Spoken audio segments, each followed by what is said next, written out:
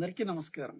ప్రకృతితో కలిసి జీవించడం అంటే ఆకులు అలములు కట్టుకుని మళ్ళా అడవుల్లోకి వెళ్ళమని కాదు. ప్రకృతిని పూజించడం, ఆరాధించడంతో పాటు ప్రకృతికి అనుగుణంగా మనం బతకడం కూడా అలవాటు చేసుకోవాలి.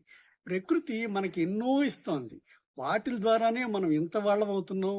మనం ఇన్ని తరాలుగా బతకగలుగుతున్నాం. ఆ ప్రకృతిని సంరక్షించుకోవడం మన అందరి బాధ్యత. బాధ్యతే కాదు, భావితరాలకి చాలా అవసరం కూడా. అందుకని ఈ ప్రకృతిని సంరక్షించుకోవడంలో మనం పాటించవలసిన కొన్ని చిన్న చిన్న విషయాలను పరిశీలిస్తే, మనం రోజువారీ జిమ్ములు, ఎక్సర్సైజులు కాకుండా మనం రోజువారీ పనులన్నిటికీ కూడా పెట్రోల్ వినియోగాన్ని తగ్గిస్తూ నడిచి వెళ్ళి చేసుకునే అవకాశం చాలా వరకు ఉంటుంది. దాన్ని గుర్తుంచుకోవాలి. అలాగే సిగ్నల్స్ దగ్గర బళ్ళు ఆపి పెట్రోల్ని సేవ్ చేయడం.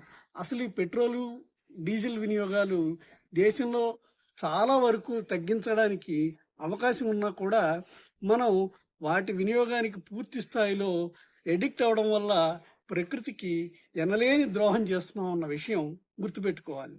అలాగే మనకి ఇవన్నీ కూడా ఇంపోర్ట్ చేసుకోవడం వల్ల విపరీతమైన విదేశీ మార్గద్రవ్యాన్ని ఖర్చు పెట్టి మన దేశంలోకి కాలుష్యాన్ని కొనుక్కుని తెచ్చుకుంటున్నాం అన్నది కూడా గుర్తుపెట్టుకోవాలి.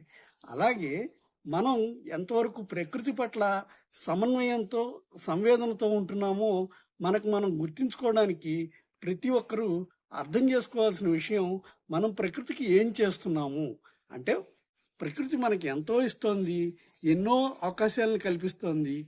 ప్రకృతి మన అందరి అవసరాలను తీరుస్తుంది, కానీ అత్యాశల్ని కాదు.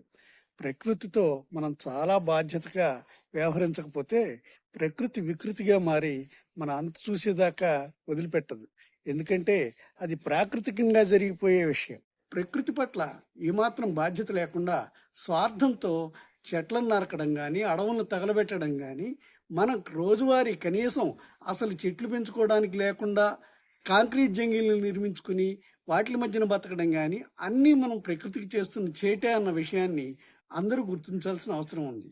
ఎందుకంటే ఈ ప్రకృతిని సంరక్షించుకోలేకపోతే రేపొద్దున మన బిడ్డలు గాలి పీల్చుకోవడానికి కూడా ఇబ్బంది పడాల్సిన పరిస్థితులు కనిపిస్తాయి.